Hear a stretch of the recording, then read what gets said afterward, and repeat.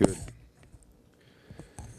Well, after watching the films, our players really played hard. Very physical game, that we had last week.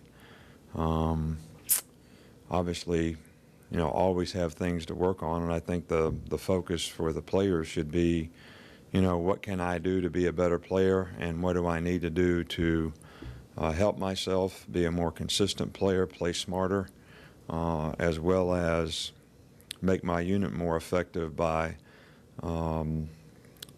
more consistency and everybody doing their job together, so that we don't have any negative plays, bad plays, missed assignments, things that we control.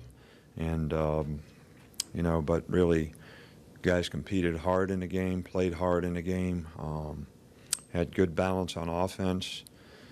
Defense did a really good job of limiting big plays, and in a couple circumstances we had a couple mental errors that led to big plays for them. Fortunately, because we were hustling and giving good effort, they never turned into big scoring plays. But we had some guys that had outstanding performances, even though I thought this was a great team win. Everybody contributing. I talked about that after the game, being everybody in the organization, coaches, players, administrators, fans, did a great job of affecting the game with the noise. But we do have some players of the week, Barrett Jones and Trent Richardson, and on offense and defense, Mark Barron, Dante Hightower, and Dre Kirkpatrick, and special teams, Marquise Mays and Brandon Gibson and Alex Watkins. So, those guys all did a really good job. But I was really pleased with special teams in the game, and made some positive plays in special teams that affected the game, and really didn't give any up. And we need to continue to be able to do that, to control the field position. There's some areas where we got to get better execution, and we'll keep working on trying to do that. From an injury standpoint, C.J. Mosley probably, will not practice today and will be out for a couple days for sure, and probably is questionable for this game at this point. Eddie Lacy will probably not do much today, but he should progress as the week goes on, and should be okay for the game. So this is a challenge for our team, a great opportunity for our team to play probably one of the best teams in our league, no doubt, and one of the most difficult places to play, and a program that has great tradition. And this is a really good opportunity, and I want our players to focus on what they need to do, to play well. We don't need to be, these guys got good players, we got good players. Everybody needs to focus on what they need to do to play well. And Will's doing a really good job. Did a great job for me for a long time. Great job for us for a long time. He's been a really good coach and done a good job everywhere he's coached and everything he's done, and he's done a really good job there. And I think the biggest thing that they have, some outstanding speed, especially on offense. Rennie and Demps have made a ton of big plays, whether it's catching a short pass and turning into a long run, or running a lot of sweeps and running plays that they've broken. Quarterbacks playing effectively for them in the passing game. They've got some other really good skilled players, good receivers, got good team speed, play well on special teams, and their defense is probably the best we've played against, at least this far, and maybe as good as any in the SEC. So this will be a real challenging game for us in all phases, and but we want to focus on controlling the things that we control and what we do.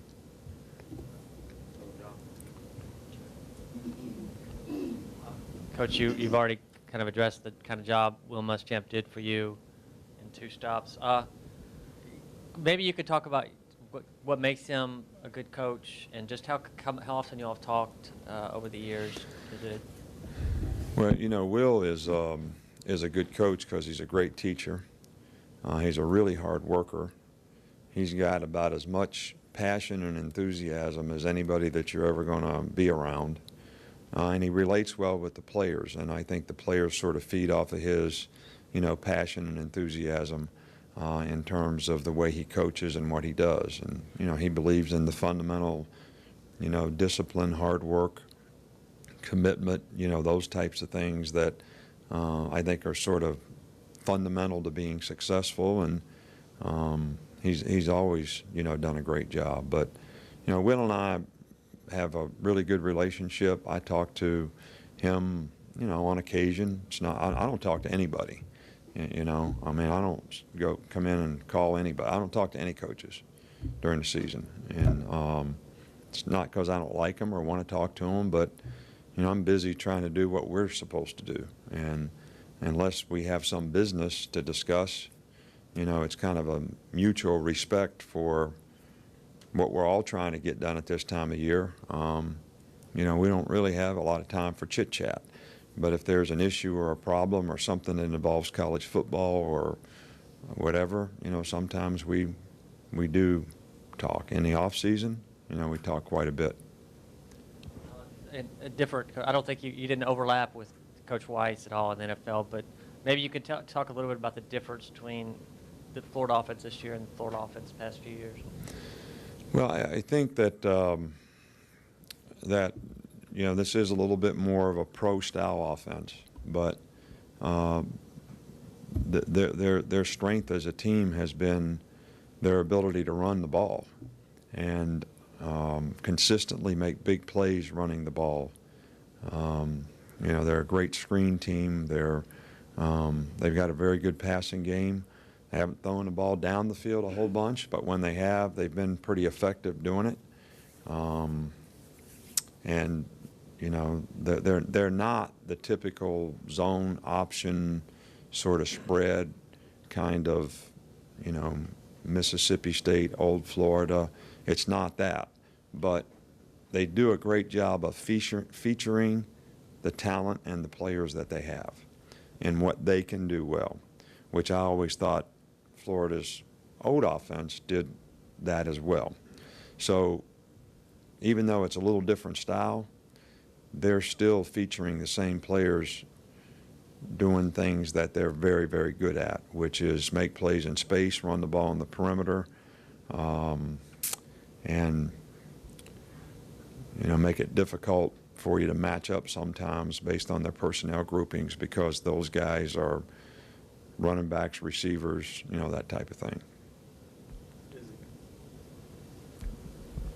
So based on Florida's offense and the changes that they do have, how's John Brantley played to this point? Well, I think he's played really well. He's managed the games well. He hadn't turned the ball over a lot. I think he sort of takes what the defense gives him and hadn't forced a lot of throws. And I think he's been very, very effective. And they've been very effective. They've got statistically the best offense, in the league and have scored a lot of points. And can you assess Trent Richardson's performance through 4 games? Trent's done a really good job. I know that sometimes when people have high expectations for someone, they felt like, I think I got some questions in this room that were like questioning how well he was playing, and I never questioned how well he was playing. I just didn't think he was getting the opportunities. In the last couple games, he's gotten some opportunities and really taken advantage of them and done a really good job. But, Trent always does the right stuff. He always works hard. Never an issue, never a problem. Good practice player, good leader, affects other people in a positive way, and is always ready to do his job well. And when you have guys like that, they're going to come through when they get the opportunities, and he's certainly done that the last couple games. Coach, I'm sure over your career you've coached some guys with a track speed like Demps has, but can you talk about maybe some of the fastest guys you've seen or coached and what kind of dimension that brings to a defense and having to prepare?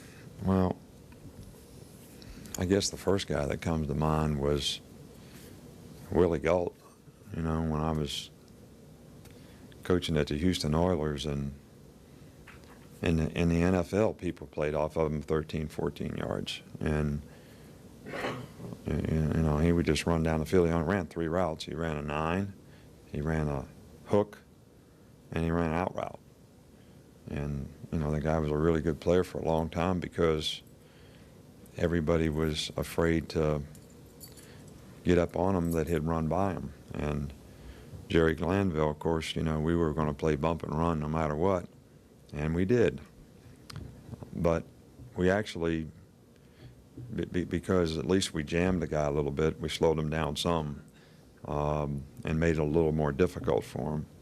But I think when you have that kind of speed, especially on the perimeter, that it's so important defensively to keep leverage on the ball. I call it sideboards on the defense, so that, you know, people can't run around you. And even the play that we had last year where Joe Adams, you know, catches a screen on this side and ends up, you know, going all the way down the other sidelines. Those are the kind of plays you got to really guard against. And the backside players can't relax either. You know, you got to press the ball and force the ball with leverage all the time, every position on the field. And the backside support guy is just as important sometimes as the front side guy. So, and most people you play, that isn't an issue. But these guys, it's an issue.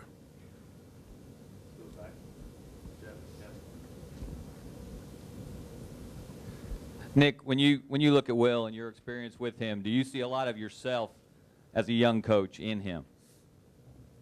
I can't jump up and down on the sidelines anymore like he does. I can tell you that. But, you know, Will probably, of all the guys that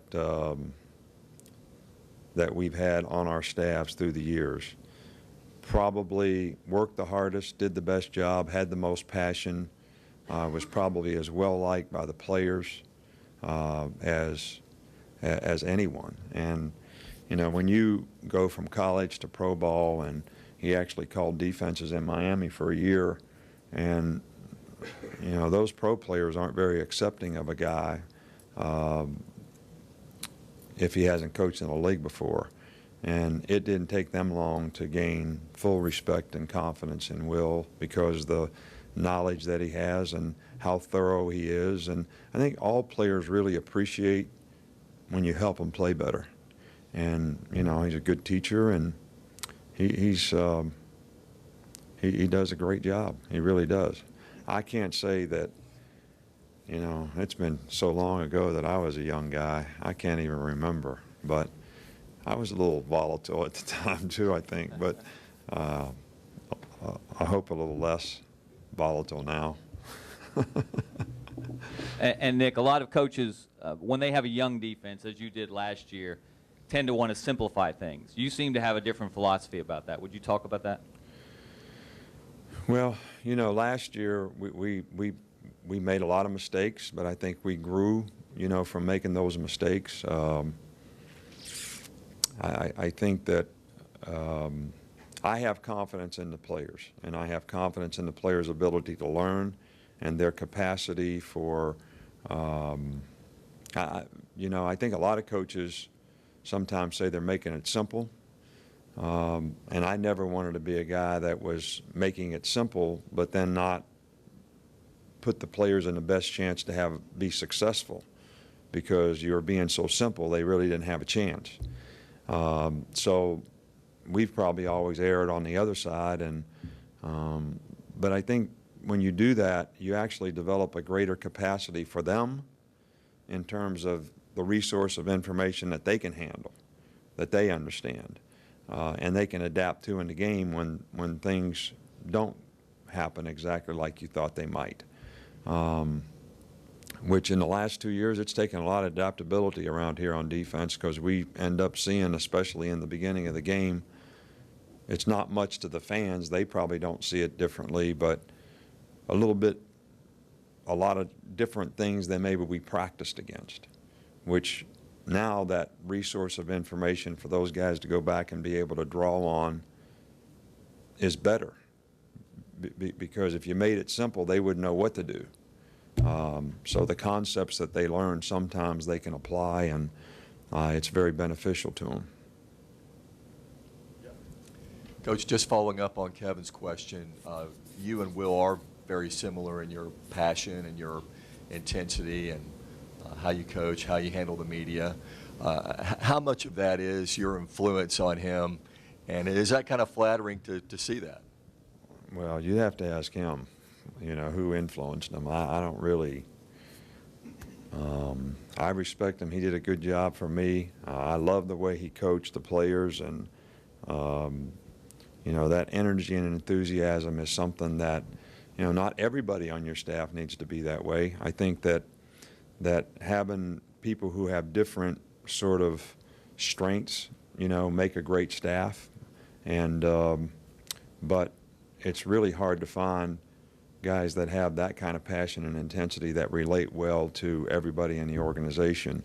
So, but you'd have to ask him how I influenced all that. I know who influenced me to be the way I am. It started with my parents and my high school coach, and all the way through, you know, George Perlis and Bill Belichick and Don James, and all those folks had a tremendous impact on me because, you know, when you're growing up, you learn, and then those things sort of become your philosophy of how you want to do things. And so at that time in my career, those people were the people who influenced me. Will's been around some really good coaches, and I'm sure he's taken a little bit from all of them.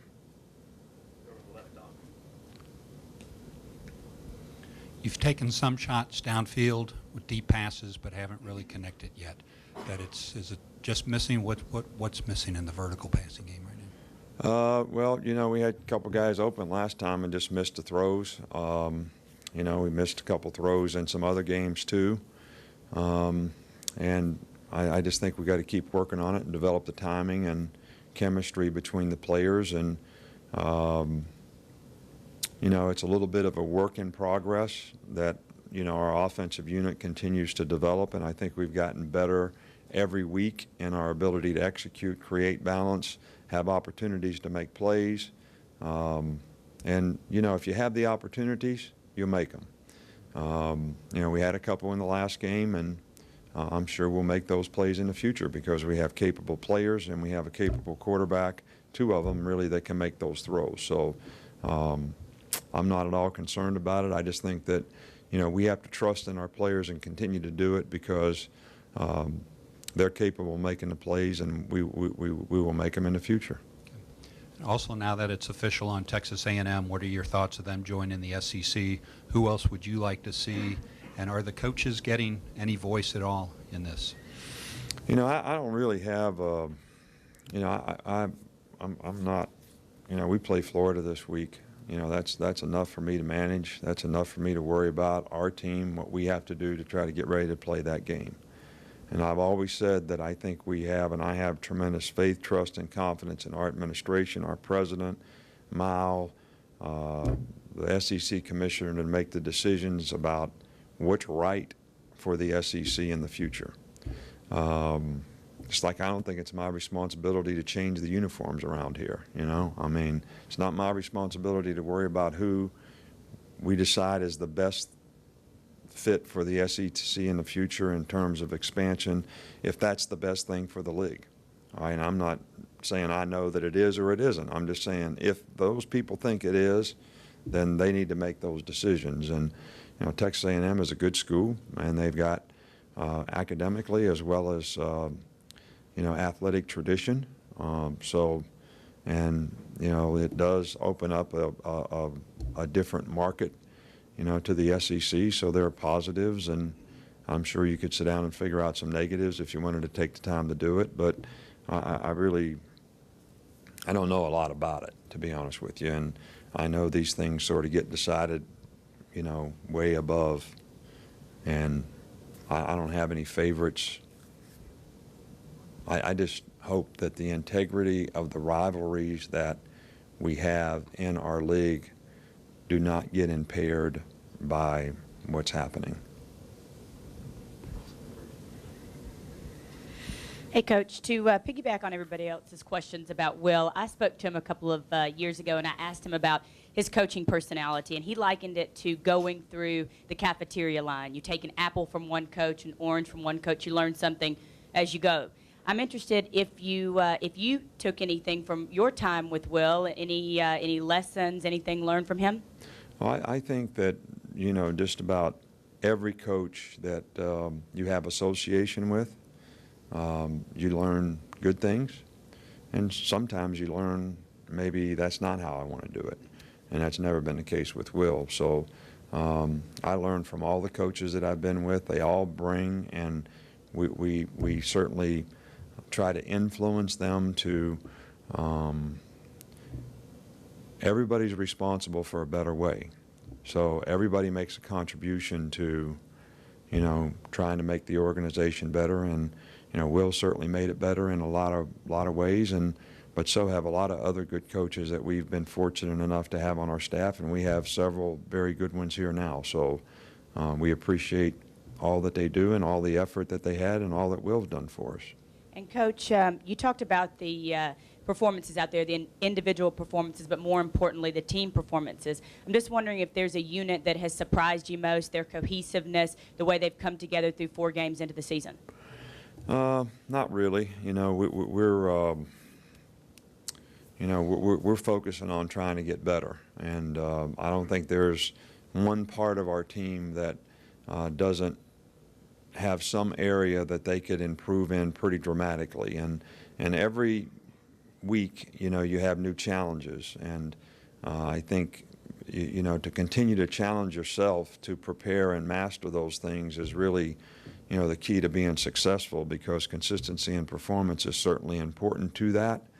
And you know, so far we've been able to do that, and I hope that, you know, our team shows the sort of moral character, moral toughness, whatever you want to call it, to sort of overcome human nature and continue to challenge themselves to play the best that they can play and be the best that they can be, and that's always a challenge for all of us.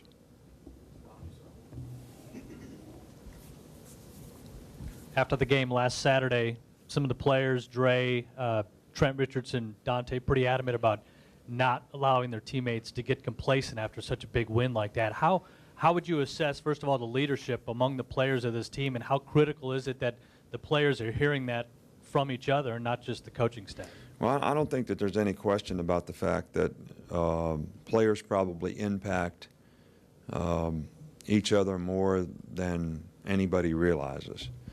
You know, it was really interesting. We had a leadership seminar right before the season started, and I might not have these questions exactly right, but I think I can get the point to you. Is the first question, and this was a lot about communication and how important communication is.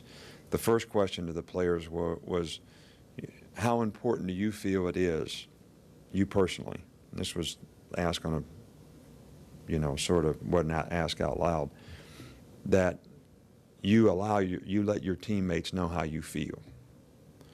And most of the players said, I don't think it's real important.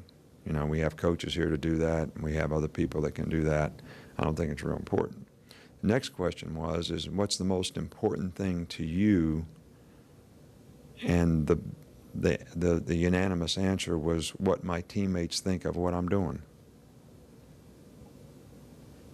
So to me, that kind of answers the question, that when you have good leadership and you have people that are involved with players that are out there playing, that probably is as significant to anything in terms of a team being able to continue to improve and play with consistency. And really in the game, I think those guys can affect the game more than coaches when the game's going on. Somebody has to step up and say the right things at the right times, and there has to be a conviction and a belief and a faith from the other players that we can do this. So, Coach, I was hoping you could update us on how Chris Jordan's doing physically. I think he's making some progress. We're hopeful that he'll be able to do some things today. We'll see. I don't know. We shut him down for a week. He came back. He still struggled a little bit. We decided to shut him down on Wednesday of last week and not do anything until today. So we'll kind of see how he responds today. And, you know, so, you know, we're trying to help him. I know he's frustrated because he really wants to contribute, but every time he tries, he continues to have issues. Thanks, Coach. All right, thank you.